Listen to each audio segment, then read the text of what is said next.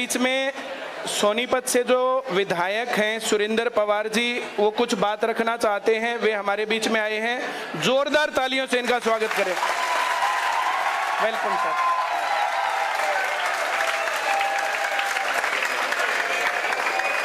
और दिव्यांशु बुद्धिराजा जी हमारे बीच में हैं, ये भी कुछ बात रखना चाहते हैं, अपील करना चाहते हैं।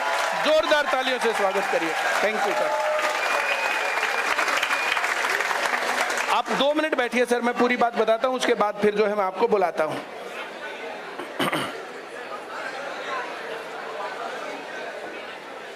हम जो टॉपिक डिस्कस करने वाले हैं अभी, सबसे पहले मसला है सीईटी का, कॉमन एलिजिबिलिटी टेस्ट। तुम सभी लोग सारी बात जानते हो। इस बात के बारे में मैंने दोनों बातें तुम्हें बताई थी कि दोनों तरीके से ये मामला गड़बड़ का है और युवा विरोधी है। जैसे सीईटी की मांग, 4 गुना करने वाली मांग, जैसे कॉमन वाली मांग, ये दोनों मांग मैंने ही की थी, लेकिन दोनों मांग सरकार ने गलत तरीके से की और हम सारे काम कर चुके हैं। प्रोटेस्ट हम कर चुके हैं, सभी नेताओं से, मंत्रियों से, मुख्यमंत्री से मिल चुके हैं, कहीं कोई सुनवाई नहीं है। पूरा जो है ऐसा मामला हो गया कि बस पूछो ही मत। अब जैसे जहां पर भी जाते हैं, बातें रखते हैं, तो मामला सुनाई ही नहीं देता उनको, बिल्कुल जो है सत्ता के नशे में चूर। ये मसला यहाँ पर चल रहा है। तो सीईटी क्वालिफाई करने के लिए जो कमेटी बनी थी, उस कमेटी के लोग इन लोगों के पास गए थे, बुद्धिराजा जी के पास गए थे। ये युवा कांग्रेस कमेटी प्रदेश अध्यक्ष है, तो इन लोगों के पास गए और कांग्रेस पार्टी के पास, दीपेंद्र हुड्डा के पास, उन लोगों ने जो है जाकर के जो है सारी बात जो है सुनी और फिर इन लोगों ने एक प्रोटेस्ट करने का जो है वो बनाया है मन कि अगर सरकार 4 दिन तक उसको क्वालिफाई नहीं करती है तो फिर एक प्रोटेस्ट किया जाएगा। मैं दोबारा से, विधायक जी आप लोग भी सुनना और जब सभी लोग सुनना जरा जो इस बात के ऊपर। जैसे गड़बड़ क्या है, पहले गड़बड़ कह रहे थे कि जितनी पोस्ट हैं, उस पोस्ट में जितनी कैटेगरी है, उस कैटेगरी का 4 गुना बुलाया जाएगा। तो इसके अंदर मैंने तुम लोगों को पूरी बात समझाई थी तब भी। मान लिया पुलिस के 5000 पोस्ट आई और 5000 पोस्ट की आधी मान लिया जर्नल की है 2500, तो 2500 गुणा 4, 10,000 जर्नल के कैंडिडेट बुलाए जाएंगे। मैंने जो कहा समझ में आया? वेरी गुड, बहुत बढ़िया। आप लोगों को समझ में आ गया तो मेरी पूरी उम्मीद है कि नेतागण को भी समझ में आ गया होगा। अब ऐसे ही क्लर्क की 5000 वैकेंसी फिर आ गई, उसमें जर्नल फिर से 2500 बच्चे हुए, 2500 गुणा 4 फिर से 10,000 बुलाए गए। तो ये 10,000 2 केस है। एक, इन्हीं 10,000 को बुलाए, नंबर 2 दूसरे 10,000 को बुलाए। पहले कहानी ये थी कि इन्हीं 10,000 लोगों को बुलाया जाएगा, तो ऐसा करने से जितनी पोस्ट है उनसे भी कम कैंडिडेट्स को बुलाया जाएगा। ये पहली गड़बड़ थी। ये बात उठाई गई, ऊपर तक पहुंची। मैंने पहले वीडियो जो बनाई थी, क्लास में बनाई थी, उसको काट के मैंने सरकार तक पहुंचाया था। उन लोगों ने अब क्या कहा कि नहीं, इनको रिपीट नहीं करेंगे, इनको रिपीट नहीं करेंगे। तो ये टॉपर्स के साथ सरासर धोखा हो गया। जिन बच्चों को पुलिस की भर्ती के लिए ऊपर के 10,000 जनरल कैंडिडेट बुला लिए, जिनमें से 2500 लगने हैं और 7500 रह जाने हैं, तो ये 7500 रह गए और ये इंटेलिजेंट लोग हैं। मैंने जो कहा समझ में आ गया? अब ये वाले 10,000, ये मान लिया 0 से 10,000 तक के थे, अब ये 10,000 1 से और 20,000 तक के हैं। ये रैंक ज्यादा लेने के बाद भी, नंबर ज्यादा लेने के बाद भी ये रह गए, और ये कम रैंक लेने के बाद भी फिर भी इनमें से नंबर आएगा। फिर मान लिया वैकेंसी आ गई 2000 पटवारी की 2000 वैकेंसी में से 1000 जनरल के हैं, तो 1000 गुणा 4, 4000 लोग बुलाए जाएंगे। अब जो है ये 20,000 1 से और 24,000 तक के बुलाए जाएंगे। इनमें से लगने हैं 2500 और 7500 फिर रह जाने हैं। इनसे ज्यादा रैंक लेने के बावजूद रह जाएंगे और इन सब से ज्यादा रैंक लेने के बावजूद 7500 रह जाएंगे।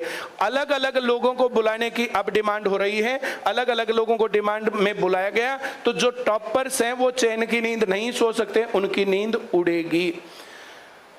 हद बेशर्मी ये है कि पेपर जब होता है तो 2 महीने पहले, 4 महीने पहले सिलेबस, करिकुलम और ये सारी बातें नहीं बतानी चाहिए क्या? अब पेपर कब होगा, किसका होगा, किसको पेपर देना है, क्या सिलेबस आना है, क्या सिलेबस नहीं आना है, पूर्ण रूप से अंधकार है। इस बात को हम नेताओं को, सांसदों को, विधायकों को, मंत्रियों को, तुम सब लोगों के सामने मैंने सारी रिपोर्टिंग की है, सब लोगों को जाके मैंने बताया है। मैं जो कह रहा हूं समझ में आ रहा है? अब सीईटी के मेंबर्स हैं, सीईटी क्वालिफाइंग कमेटी वाले लोग हैं, वे लोग इनके पास गए, इन लोगों ने मुझे अप्रोच किया, तो मैंने इन लोगों को कहा देखो जी, मैं पॉलिटिकल पार्टी में बिल्कुल भी किसी कार्यक्रम में ना मैं भेजूंगा ना मैं बोलूंगा, लेकिन आप बच्चों को जाकर के बता सकते हो। इन्होंने कहा कोई पॉलिटिकल कार्यक्रम नहीं है, कोई पॉलिटिकल एजेंडा नहीं है। अब बच्चे हमारे पास आए, बच्चों की सपोर्ट करने के लिए, बच्चे ही नहीं आएंगे तो फिर कौन आएगा? मैंने जो बोला समझ में आ गया? कुछ और बात तुम मुझे पूछना चाहते हो तो मुझे बताओ।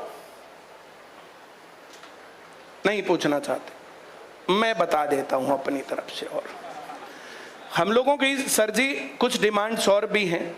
एक, सीईटी क्वालिफाइंग होना चाहिए, इस पर तो कोई राय है ही नहीं। मैंने जो कहा समझ को आया समझ में? दूसरे नंबर पर जो ये रिक्रूटमेंट है ना, ये रेगुलर होनी चाहिए, रेगुलर रिक्रूटमेंट।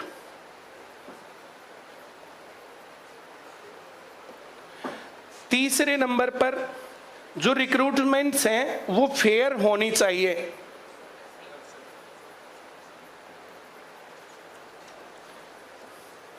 फेयर रिक्रूटमेंट के ऊपर बीजेपी सरकार ने काफी काम किया है।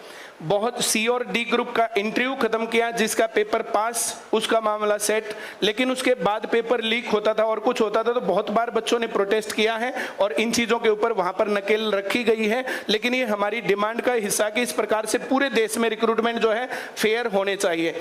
और नंबर 4, अब ये बच्चे जो पढ़ रहे हैं ना, तो आधे से ज्यादा बच्चे तो 6000 रुपए एक साल की फीस देके पढ़ रहे हैं। क्यों भाई? अब 6000 रुपए एक साल की फीस है तो 500 रुपए महीना हो गई। 500 रुपए महीना में से सरकार टैक्स भी लेती है। 18% तो नेट जीएसटी और 33% हम आ गए इनकम टैक्स के दायरे में। तो टैक्स के कारण लगभग आधा बजट का बोझ इन लोगों के ऊपर पड़ता है। तो आप जो है जैसे पॉलिटिकल पार्टी है वहां पर विपक्ष की भूमिका भी निभा रहे हैं, हरियाणा में भी और पूरे देश में भी। तो आप लोगों से हमारी डिमांड है और हमें पूरी उम्मीद है कि आप शीर्ष नेतृत्व इस बात को लेकर के जाएंगे कि टैक्स फ्री एजुकेशन। और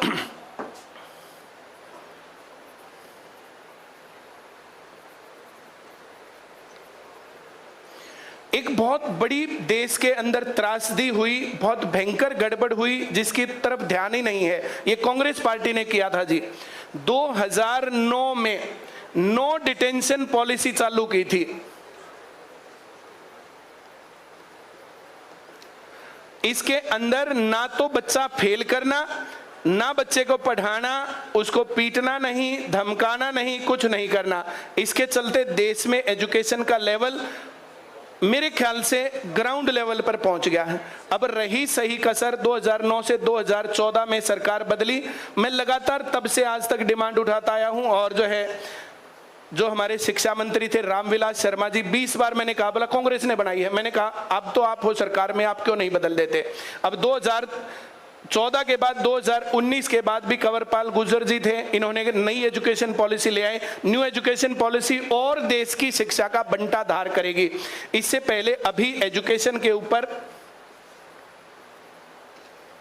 जो एजुकेशन है तो 2 to 3% जो है एजुकेशन पर खर्च होता है, पर इसको खर्च को कम करने की कहानी चल रही है। ऑटोनॉमस नाम सुनने में बहुत अच्छा लगता है, स्वायत्त संस्थान बहुत अच्छा नाम लगता है, लेकिन इसके चलते शिक्षा महंगी हो जाएगी, प्राइवेट हो जाएगी। अब जो सरकार का दायित्व है उससे सरकार पीछे हट रही है। तो मैं आप लोगों के ध्यान में ये लाना चाहता हूं कि नो डिटेंशन पॉलिसी को बंद किया जाना चाहिए और जो ये स्वायत्त संस्थान है ये खत्म होने चाहिए। और कितना ही बढ़िया हो, पूरे देश के अंदर एजुकेशन का लेवल, फ्री एजुकेशन हो, सब सबके लिए हो और अच्छी क्वालिटी हो। सरकार क्यों मेंटेन नहीं कर सकती इस प्रकार से?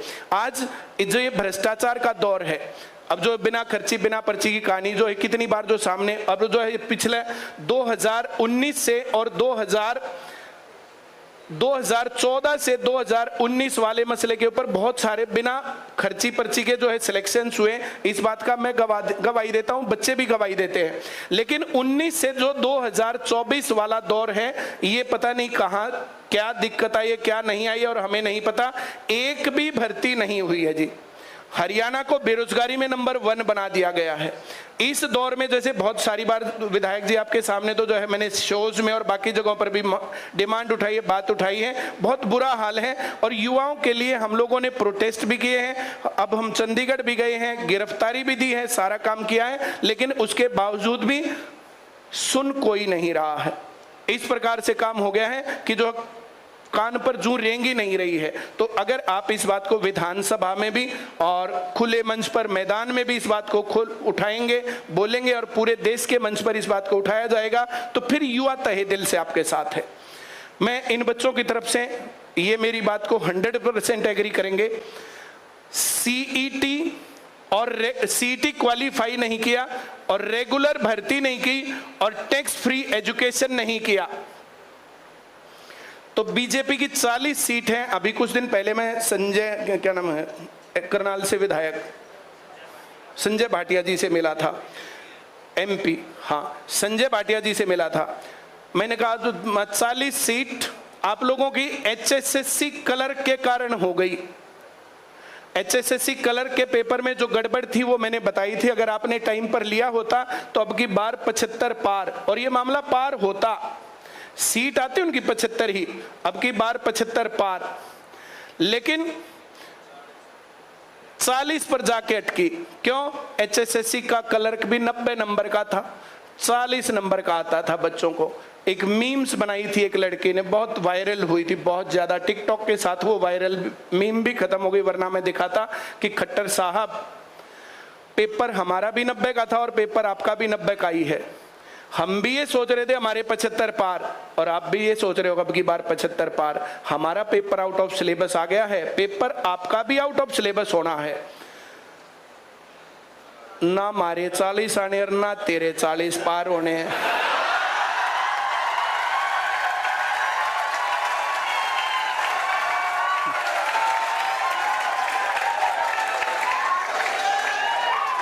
वो मामला 40 पर ही अटका।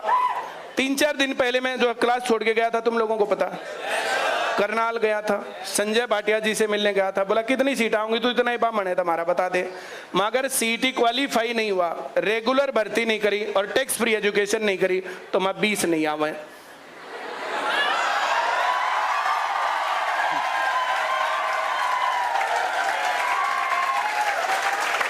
और ये कर दिया तो 60 हो जाएंगी, ये जो कर दिया तो 20 बढ़ जाएंगी, और नहीं कर दिया तो 20 घट जाएंगी।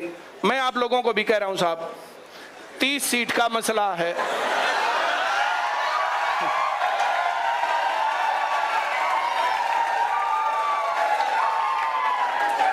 ये बात सिर्फ यहाँ नहीं हो रही है, पूरे हरियाणा में, और पूरे हरियाणा के युवा जो है, अब लोग जो है, जैसे मैंने इनको पढ़ा नहीं रखा, मैं इनको बता के भी नहीं गया था ऐसा वैसा होने वाला है, और हम लोग ये डिमांड करने वाले हैं।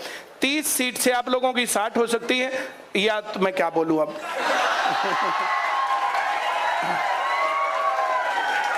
बुद्धि राजा जी को मैं जो है बुलाता हूं, वो अपनी बात रखें। पूरे हरियाणा में, राजस्थान में, दिल्ली में, चंडीगढ़ में ये ब्रांचें चल रही हैं। बच्चे ऐसे ही बैठ करके देख रहे हैं, हर जगह पर आपकी आवाज जाएगी। मैं आपको बच्चों की बात सुनने के लिए, अपनी बात रखने के लिए, इनको मोटिवेट करने के लिए बुलाता हूं। Welcome sir. आप माइक वैसा यूज करते हो, हम ऐसा यूज करते हैं।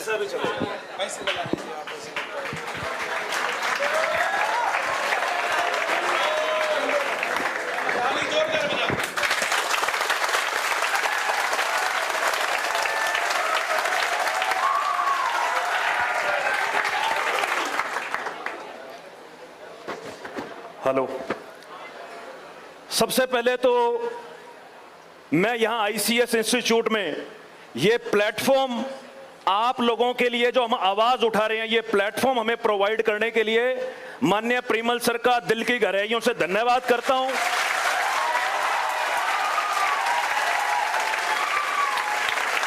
और जो नौजवान शक्ति, जो हरियाणा के भविष्य है, जो आज मेरी यहां आवाज सुन रहे हैं, जिस प्रकार से आप सभी जानते हैं कि आज हम यहां आपके बीच में मौजूद हैं। अभी परिमल सर ने ब्लैक बोर्ड के ऊपर यहां आपको बताया कि सीईटी का विषय जो हरियाणा के अंदर, हरियाणा के नौजवान और हरियाणा सरकार के लिए जी का जंजाल बना हुआ है। लगातार सीईटी के विषय के ऊपर आप लोग धरना प्रदर्शन कर रहे हैं। हरियाणा का कोई ऐसा बीजेपी का विधायक नहीं छोड़ा जिसके पास आप लोग अपनी अर्जी कागजी माध्यम से लेकर नहीं गए। मुख्यमंत्री के जनसंवाद कार्यक्रम हुए। अगर मैं कुरुक्षेत्र के अंदर शाहबाद की बात करूं तो वहां सीईटी के बच्चों ने मुख्यमंत्री के कानों तक अपनी बात पहुंचानी चाहिए, लेकिन उनकी बात को वहीं दबा दिया गया। संजय भाटिया जी का जिक्र किया। मेरी सीईटी के जो संघर्ष समिति के जो आपके लीडर साहिबान हैं, उनसे मैं रेगुलर टच में था। उन लोगों ने मुझे बताया कि हमारी संजय भाटिया जी से बात चल रही है। हमने कहा बहुत बढ़िया, अगर सरकार आप सबको मौका देती है, अगर सरकार ये कहती है कि 3,57,000 जितने विद्यार्थी सीईटी में क्वालिफाई हुए हैं उन सभी को फाइनल पेपर देने का मौका अगर सरकार देती है तो हम सरकार के इस फैसले का स्वागत करेंगे। हम इस मुद्दे के अंदर, इस मुद्दे को किसी भी प्रकार से राजनीतिक रूप हम लोग नहीं देना चाहते, इसीलिए इस मामले को पॉलिटिकल हमने शुरू से रखा। हमने अलग अलग प्लेटफॉर्म्स पर, चाहे वो सोशल मीडिया की बात हो, चाहे वो मीडिया के अंदर बयान देने की बात हो, हमने इसको पूर्ण रूप से पॉलिटिकल रखा, क्योंकि हम ये समझते हैं, ये जानते हैं कि अगर कल को सरकार को ये हो जाएगा कि कांग्रेस इस मुद्दे को उठा रही है तो वो उसे राजनीतिक रूप दे देंगे। लेकिन हार के जब आप लोगों के पास कोई और चारा नहीं बचा, जब सत्ता दल ने आपको हर मोर्चे पर नकार दिया, जब सत्ता दल ने आपको अपने दरवाजे से वापस मोड़ दिया, तब आपकी संघर्ष समिति के लोग दिल्ली के अंदर चौधरी दीपेंद्र सिंह हुड्डा जी से, जैसा परिमल सर ने बताया, उन्होंने आज से 15 दिन पहले दिल्ली चौधरी दीपेंद्र सिंह हुड्डा जी से मुलाकात करी और उन्होंने अपना रोना बताया कि हरियाणा के अंदर आज ये हालात हैं कि जिस पेपर का नाम सीईटी क्वालिफाई हरियाणा सरकार ने रखा है, उसमें क्वालिफाइड बच्चों को ही आगे पेपर देने का जो है अवसर नहीं प्राप्त हो रहा। मैं हरियाणा सरकार से यह पूछना चाहता हूं, जिस पेपर का नाम ही क्वालिफाई है, अगर क्वालिफाइड बच्चों को अगला मेंस पेपर देने का मौका सरकार नहीं दे सकती तो उस क्वालिफाई शब्द के क्या मायने हैं? यह सवाल आज हरियाणा सरकार से हम पूछना चाहते हैं। दीपेंद्र सिंह हुड्डा जी ने, क्योंकि युवाओं का मुद्दा है, मेरी जिम्मेवारी लगाई। मैं वो व्यक्ति हूं, आप में से कई लोग जानते होंगे, जब मैं एनएसयूआई हरियाणा का अध्यक्ष था तो हरियाणा में कोविड टाइम में सरकार ने, मनोहर लाल खट्टर सरकार ने ऑफलाइन पेपर कराने का फैसला लिया था। आप में से कई लोग मुझे जानते हैं, हरियाणा सरकार के फैसले को 4 बार माननीय हाईकोर्ट में चैलेंज करके यूटर्न कराने का फैसला और ऑनलाइन कराने का काम मैंने करा था। हमारी यह जिम्मेवारी लगी, दीपेंद्र सिंह हुड्डा जी ने हमारी यह जिम्मेवारी लगाई कि इस मामले को जोरों शोरों से उठाया जाए और सरकार को मजबूर किया जाए कि सरकार इस फैसले को यूटर्न ले और 3,57,000 सीईटी के सभी क्वालिफाइड जो है अभ्यर्थी, उनको पेपर देने का अवसर प्राप्त हो।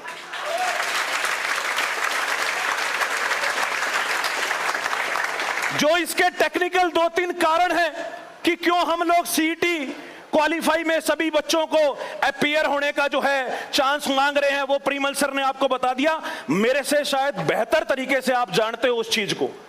जो पहला है कि 4 गुना इन्होंने फॉर्मूला कर दिया। सवाल यह पूछते हैं मनोहर लाल खट्टर जी से, बताओ कि किस आधार पर यह फॉर्मूला 4 गुना करा गया? जब हरियाणा के लगते राजस्थान में यह 15 गुना है, जब हरियाणा से लगता यूपी में यह 10 गुना है, जब सेंट्रल गवर्नमेंट में कई गुना बुलाए गए हैं, तो हरियाणा में यह अनोखा फैसला 4 गुना वाला क्यों बुलाया गया? यह सवाल हम मनोहर लाल खट्टर सरकार से पूछना चाहते हैं। दूसरा सवाल हम यह पूछना चाहते हैं, जिस प्रकार से अब पता लगा, जो लास्ट आपकी नोटिफिकेशन एचएसएससी ने इशू करी है कि 20 जून को आप लोगों के एडमिट कार्ड इशू होंगे और 24 जून को आपकी परीक्षाएं होंगी।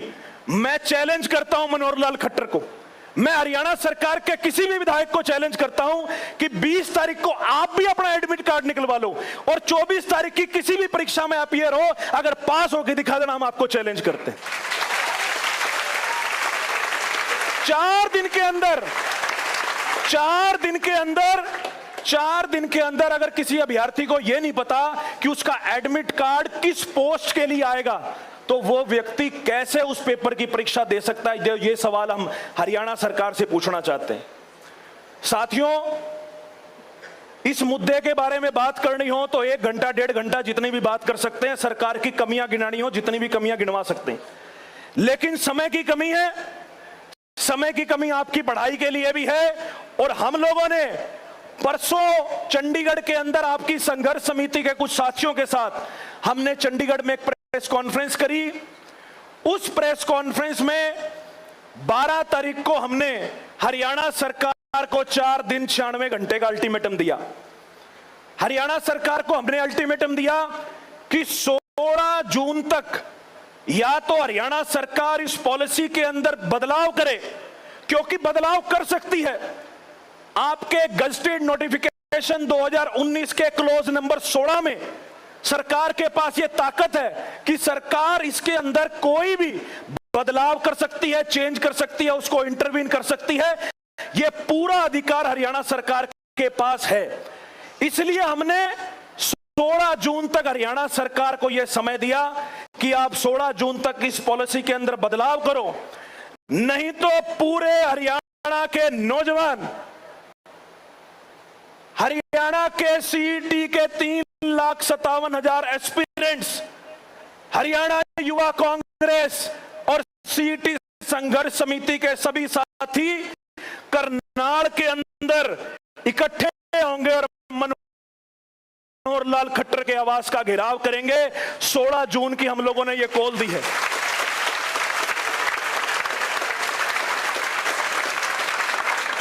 और मैं आज आपके बीच में यहां आया हूं क्योंकि 13 तारीख कल संजय भाटिया की मनोहर लाल खट्टर जी से मुलाकात हुई है। सोशल मीडिया पर फोटोज भी वायरल हुई हैं, लेकिन उसमें कोई भी आप लोगों के लिए इस मुद्दे पर रिलैक्सेशन मुझे नहीं लगता कोई आया है।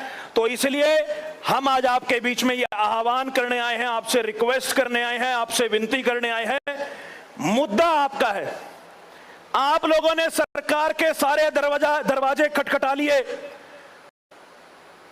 प्रदेश के मुख्यमंत्री के पास आप जा लिए, लेकिन आपका कोई हल नहीं निकला।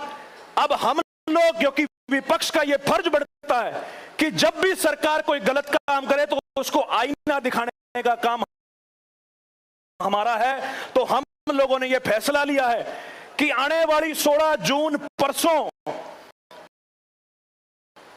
हरियाणा के अंदर सभी नौजवान साथी जितने भी मेरी आवाज सुन रहे हैं, आप सबसे मैं ये विनती करूंगा कि आपकी लड़ाई लड़ने हम लोग करनाल के अंदर 16 जून को एनडीआरआई चौक करनाल दोपहर 2:30 बजे हजारों की संख्या में नौजवान साथी वहां इकट्ठे होंगे और इस प्रदेश सरकार से सीटी के मामले पर स्पेसिफिकली हम लोग सवाल पूछेंगे। तो मेरी आप सबसे यह गुजारिश है, लोगों ने सभी ने करना है, तो मेरी आप सबसे हाथ जोड़ के यह विनती है, मैं हाथ जोड़ के यह रिक्वेस्ट करता हूं कि इस मुद्दे के ऊपर यह आखिरी मौका है हम लोगों को इकट्ठे होकर अपनी ताकत दिखाने का। बिल्कुल ठीक कह रहे हैं परिमल सर, अगर हरियाणा का नौजवान चाहे तो किसी भी राजनीतिक दल को सत्ता से उखाड़कर फेंक सकता है, इस बात में कोई शक नहीं। ये मैं राजनीतिक चोला उतार के ये बात कह रहा हूं। हरियाणा के नौजवानों में इतनी ताकत है कि वो सत्ता परिवर्तन किसी भी दिन कर सकते हैं, लेकिन उस बात का एहसास शायद राजनीतिक दलों को नहीं है। उसका एहसास दिलाने के लिए आप लोगों को 16 जून को करनाल के अंदर इकट्ठे होना होगा और अपनी इकट्ठेपन का, अपनी ताकत का वहां परिचय आप लोगों को देना होगा। तो मेरी दोबारा से आपसे अनुरोध है कि आप सभी साथी 16 जून दोपहर 2:30 बजे हम लोग NDRI चौक करनाल पर इकट्ठे होंगे। चौधरी दीपेंद्र सिंह हुड्डा जी जो राज्यसभा सांसद हैं वो इस प्रोटेस्ट को लीड करेंगे। CET संघर्ष समिति के जो आपके लोग हैं वो साथ चलकर इस प्रोटेस्ट को लीड करेंगे।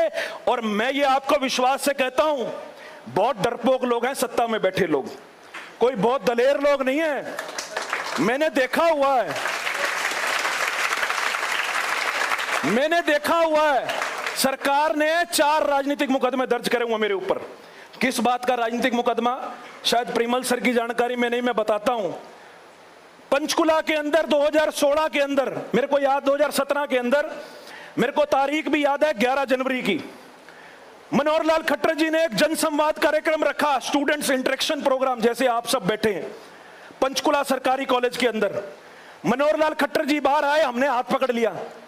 मैं कहा जी आप बताओ, आपने बेरोजगारी भत्ते की बात करी थी, आपने कहा था कि हम सरकार में आएंगे या तो रोजगार देंगे या बेरोजगारी भत्ता देंगे। 2 मिनट में फूंक निकल गई, वहां से चले गए और मेरे पे पर्चा दर्ज करा दिया। इतने डरपोक लोग हैं। तो आप लोग अगर इतनी बड़ी संख्या में वहां इकट्ठे हो गए तो मैं आपको स्टाम्प पेपर पे गुट्ठा हाथ लगाए कहता हूं, यह सरकार 100% अपना फैसला वापस लेगी, बशर्ते आप लोगों को वहां इकट्ठे होना पड़ेगा। आपको अपने घरों से निकलना पड़ेगा। एक दिन परिमल सर से भी मैं रिक्वेस्ट करूंगा कि 16 तारीख के जितने भी बैच हो उन सबको सस्पेंड करके, सर ये बात नहीं कह सकते, लेकिन मेरी आपसे रिक्वेस्ट है कि सभी मेरी बहनें, मेरी छोटी बहनें, मेरी बड़ी बहनें, मेरे भाई, छोटे भाई, आप लोग सभी 16 जून को पहुंचो और जो ये मुहिम आपके लिए हम लोगों ने छेड़ी है इसको कामयाब करें। मैं दोबारा से यहां प्लेटफॉर्म प्रोवाइड करने के लिए माननीय परिमल सर का और सोनीपत के जो हमारे विधायक हैं आदरणीय सुरेंद्र पवार जी, जिन्होंने परिमल जी से हमारा संपर्क करवाया, मैं आप सबका धन्यवाद करता हूं। और आप सबने इतनी आराम से मेरी बात सुनी, आप सभी साथियों का और जितने भी दर्शक मेरी बात सुन रहे हैं आप सबका बहुत बहुत धन्यवाद। जय हिंद।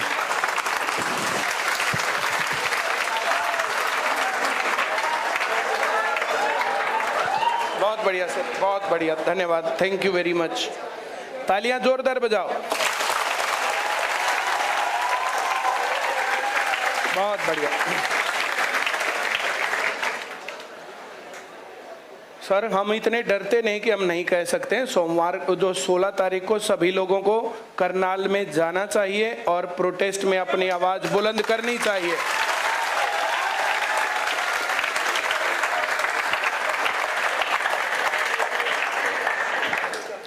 हमारी तो बात भाई साहब बिल्कुल सीधी सीधी है, जो हमारा हम उसके।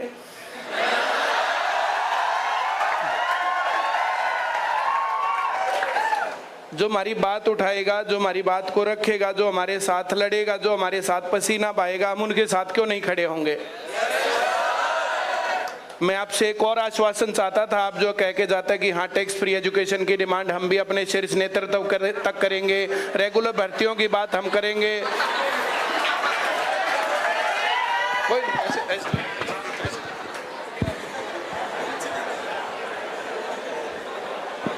मैं ये बात, क्योंकि जब आप ये बात बोल रहे थे मैं ये पॉइंट्स नोट्स के अंदर लिख रहा था, जो जो चीजें आपने बात करी, रेगुलर भर्ती की आपने बात करी, हमारा 2024 के लिए हम लोग मैनिफेस्टो भी तैयार कर रहे हैं। मैं आप सबकी जानकारी के लिए बता देता हूं। HSSC के और जो जितने भी आप एस्पिरेंट्स हैं जो अलग अलग भर्तियों की सरकारी की तैयारी कर रहे हैं, उन सब से मैं संपर्क कर रहे हैं। हम लोग बात कर रहे हैं कि आप लोग बताइए कि 2024 में हमारा युवाओं को लेकर मैनिफेस्टो क्या हो। तो जो आप रेगुलर भर्ती की बात कर रहे हैं, तो उसमें हमें एक चीज निकल के आई जो मैं आप सबके साथ शेयर करना चाहता हूं, जो हो सकता है 2024 में हम लोग उसके ऊपर स्टडी करके उसको हम अपने मैनिफेस्टो एजेंडे में शामिल करवाएंगे। एग्जाम कैलेंडर या जॉब कैलेंडर हम कह सकते हैं 1 साल का। 1 साल पहले आपको यह पता होगा कि किसकी कब भर्ती कहां निकलेगी। जो अब आपको असमंजस रहता है ना कि कौन सी भर्ती कब निकलेगी, कहां निकलेगी, तो इसके ऊपर हम लोग काम कर रहे हैं कि हम लोग ये ऐलान करेंगे कि अगर हमारी सरकार आएगी तो हम लोग एक जॉब कैलेंडर, जो एग्जाम कैलेंडर हम कह सकते हैं, वो हम लोग इशू करेंगे। और जो टैक्स फ्री एजुकेशन की सर आपने बात करी, बिल्कुल ये पार्टी स्तर पर ये चीजें होती हैं, मैं यहां कोई बड़ी बात नहीं कह के जाऊंगा, लेकिन आप लोगों ने जो 4 पॉइंट उठाए हैं उनको 100%, माननीय विधायक जी भी यहां बैठे हैं, हम लीडर ऑफ ऑपोजिशन से भी बात करेंगे और केंद्रीय नेतृत्व कांग्रेस का है वहां भी आपकी बात पहुंचाएंगे। और बिल्कुल मुझे लगता है कि 2024 में जरूर हम इसको अपने पार्टी के एजेंडे में शामिल करेंगे। बहुत बहुत धन्यवाद।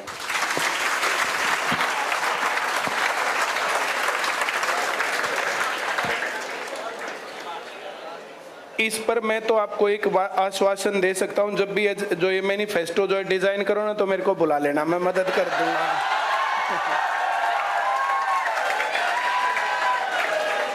पानीपत में इंडिया न्यूज हरियाणा का एक प्रोग्राम चल रहा था, मैं आपको एक घटना बताता हूं। वहां पर जो है हमारे शिक्षा मंत्री जी जो है श्री कंवरपाल गुर्जर जी जो वहां पर आए हुए थे, और वहां पर जो है मैंने उनसे पूछा था भाई नई शिक्षा नीति में ये होगा वो होगा फलाना होगा, मैंने कहा इम्प्लीमेंट कौन करेगा?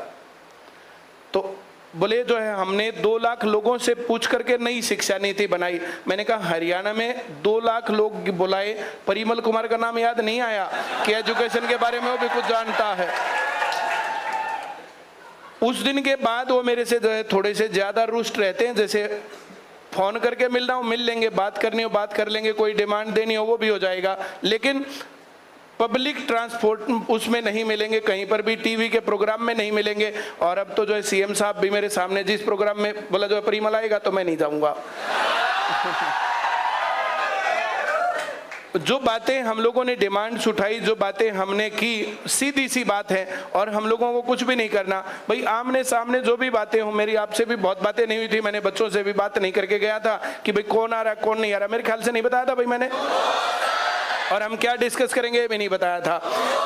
कोई भी आदमी यहाँ पर आकर के कोई भी बात रखना चाहे तो हमेशा हम तो जो है वेलकम करते हैं। विधायक जी कई बार यहाँ पर आए, कई बार अपनी बात रख के गए हैं, और मैं तो जो है विधायक जी हमारी बात सुनते भी हैं, धन्यवाद इस बात के लिए करता हूँ। लेकिन सरकार में जाने के बाद बहुत सारे लोग इस प्रकार से नहीं भी सुनते हैं, नहीं सुनते तो कोई बात नहीं, ये तो जो है जनता है, लोकतंत्र है और वोट का राज है। और ये युवा रक्त की गर्मी से इतिहास का पहिया चलता है।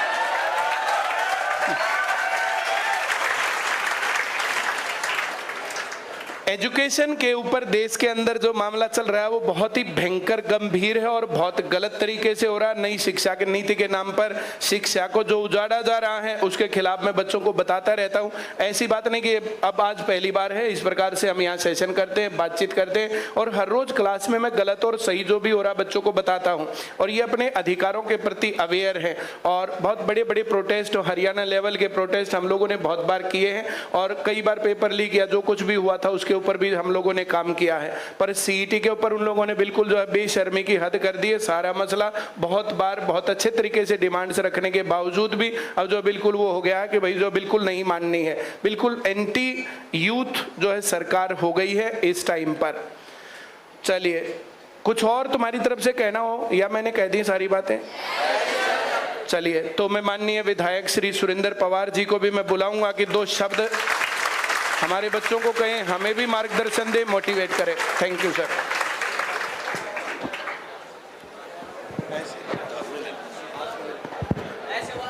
कई बार कम और ज्यादा होता है, आ जाएगी, ठीक है, मुझे लगता है ठीक है। वो असल में आदत यही पड़ी हुई है ना, वो लगाने के बाद आप कंफर्टेबल रहोगे। मैं लगा देता हूँ, 1 मिनट लगेगा।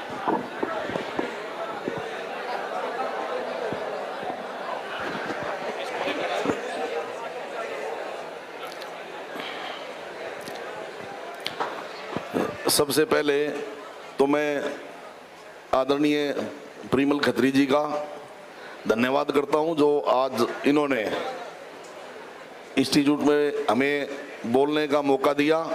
और मैं स्वागत करता हूं हमारे हरियाणा कांग्रेस प्रदेश के युवा प्रदेश का अध्यक्ष श्री दीपांशु बुद्धि राजा जी का, और इनके साथ आए हुए रवि दैया जी, ललित पवार जी, जो कि ये सारी युवा टीम है और युवाओं की जो लड़ाई लड़ रहे हैं। आज जो मुद्दा है, आपने देखा होगा कि 9 साल हो गए हैं सरकार को बने हुए बीजेपी की। हम बात यहाँ पॉलिटिकल बात नहीं, बात ये चल रही है कि हरियाणा में जब सरकार बनी थी तो इन्होंने युवाओं ने ही बनाई थी, क्योंकि युवाओं को एक बहुत बड़ा सपना दिखाया था कि हम इतने लाख रोजगार युवाओं को देंगे। स्टेट में 2 लाख और देश में 2 करोड़ सालाना का वादा था इनका। और अगर पूछें तो इन 9 साल में अगर हम प्रदेश की बात करें तो मुझे लगता है कि 2 लाख रोजगार खोने का काम किया इन्होंने देने की बजाय। आज जो युवा है, युवा हमारे प्रदेश और देश का भविष्य है, और सरकार ने युवाओं का ही भविष्य खराब कर दिया। वो कैसे किया, समझने की बात है।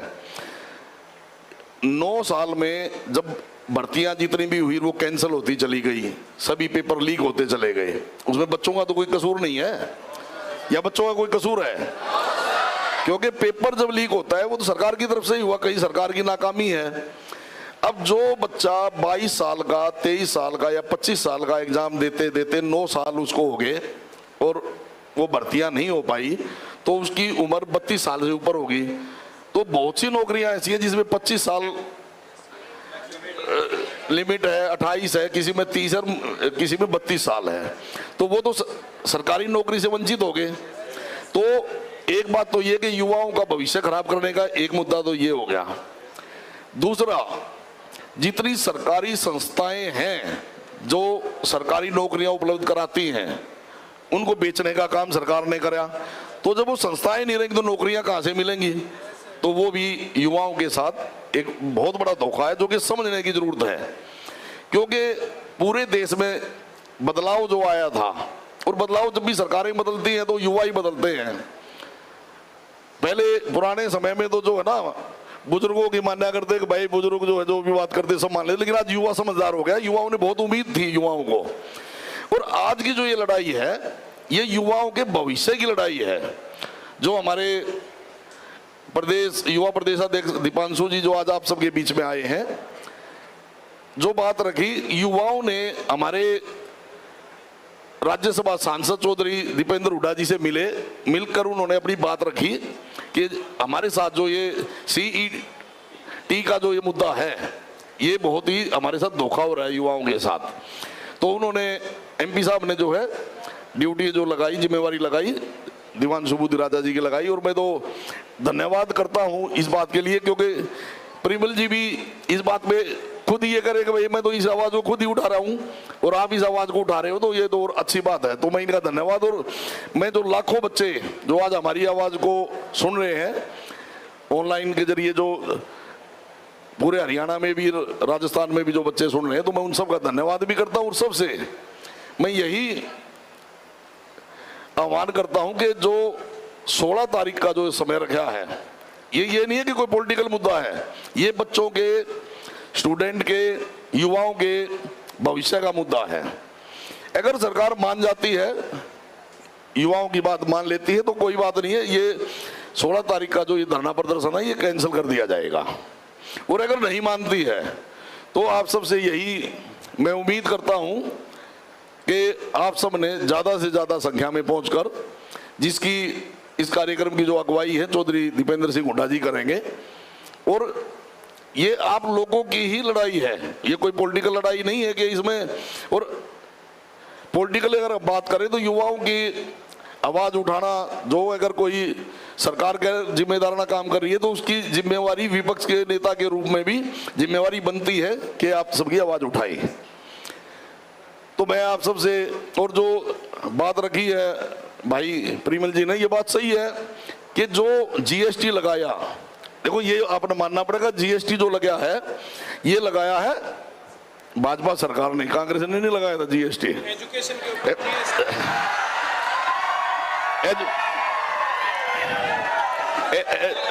एजुकेशन के ऊपर, क्योंकि ये ठीक है कि आप पॉलिटिकल बात ना करके हर पार्टी को आईना दिखा रहे हो।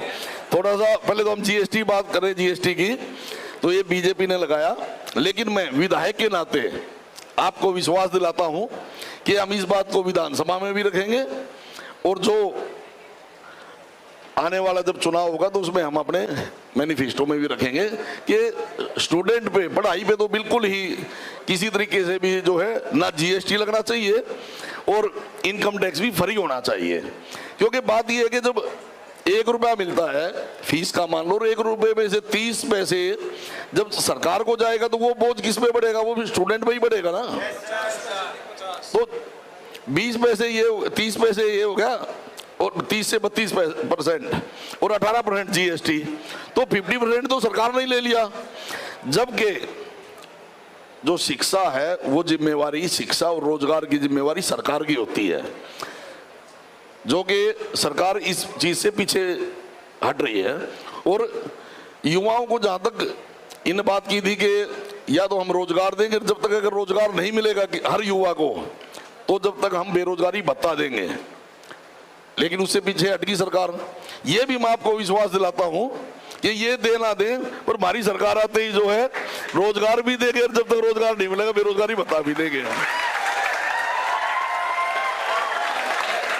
तो अब मैं आपसे आप सबका बहुत धन्यवाद करता हूं, जो आप सबने बड़े अच्छे से ये बात सुनी, और आप सबकी ही ये लड़ाई में हम शामिल हैं और आपकी लड़ाई लड़ रहे हैं। और मैं दोबारा से परिमल जी का बहुत बहुत तहे दिल से धन्यवाद करता हूं। और ये बात अपनी पूरी जो बात रखते हैं, पूरी बेबाक तरीके से रखते हैं, ये भी बड़ा मैं धन्यवाद करता हूं। और ये बात सही है कि नेता इनके सामने बैठने से डरने लगे कि भाई ये बैठते ही न बात पूछनी है कि भाई सरकार ने क्या करा,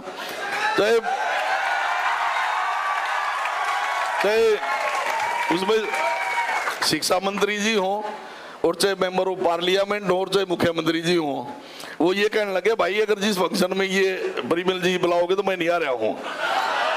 तो ये भी बड़ी अच्छी बात है, बड़ी ये युवाओं के लिए बड़ी उपलब्धि है कि जो युवाओं की इतनी बात ये अच्छे तरीके से रखते हैं। तो आप सबने हमारी बात को इतने ध्यान से सुना, और मैं आप सबसे ये सहयोग भी कहूँगा कि आप सबका ही ये लड़ाई हम लड़ रहे हैं, तो इसमें आप सब ने जो ज़्यादा से ज़्यादा संख्या में आप पहुंच पाए, आप जरूर पहुंचे। और मुझे उम्मीद है वैसे तो कि अगर सरकार इस मुद्दे पे पहले विचार कर लेगी तो शायद आप लोगों को ना जाना पड़े, लेकिन अगर नहीं सरकार ने माना तो ये आप सबसे मैं आह्वान करूंगा कि जरूर ज़्यादा से ज़्यादा संख्या में पहुंचे। आप सबका बहुत बहुत तहे दिल से धन्यवाद। जय हिंद।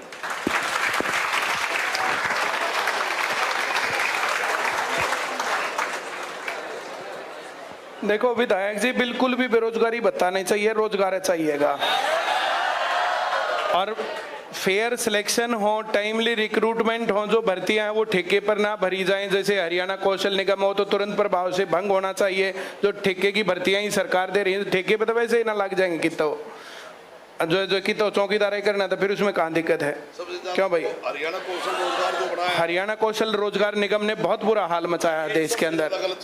हाँ, और सरकार ही सरकारी नौकरी नहीं दे रही, ठेके पे दे रही है सरकार ही नौकरियां, तो ये गलत काम है और उसके चलते बहुत गड़बड़ है। और चलो इन बातों को हम लोग तो उठाते रहेंगे, और हम इन बच्चों के आधार पर मैं जो है वादा करता हूं हमको करनाल ना भर देंगे ठाडा।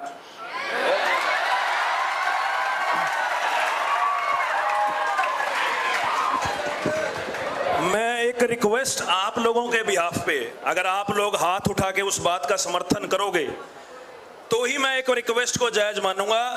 मैं यहां से परिमल सर को भी इनवाइट करता हूं कि वो भी 16 तारीख को हमारे साथ करनाल हमारे साथ पहुंचे। आप लोग सभी हाथ उठा के, क्योंकि ये राजनीतिक मुद्दा नहीं है, ये राजनीतिक मुद्दा नहीं है। हरियाणा के लाखों नौजवानों के भविष्य का 3.5 लाख परिवारों का विषय है। तो मैं आदरणीय परिमल सर से, जिन्होंने यहां इतना बढ़िया प्लेटफॉर्म देके हमारी बात को 2 मिनट में पूरे हरियाणा में सर्कुलेट कराने का काम किया, तो मैं रिक्वेस्ट करूंगा कि आप अगर वहां हमारे साथ प्रदर्शन में अगुवाई करेंगे तो इन बच्चों का भी हौसला बढ़ेगा और हमारा भी हौसला बढ़ेगा। और मुझे लगता है कि सरकार को फिर मजबूरन यह फैसला जो है वापस लेना पड़ेगा। धन्यवाद।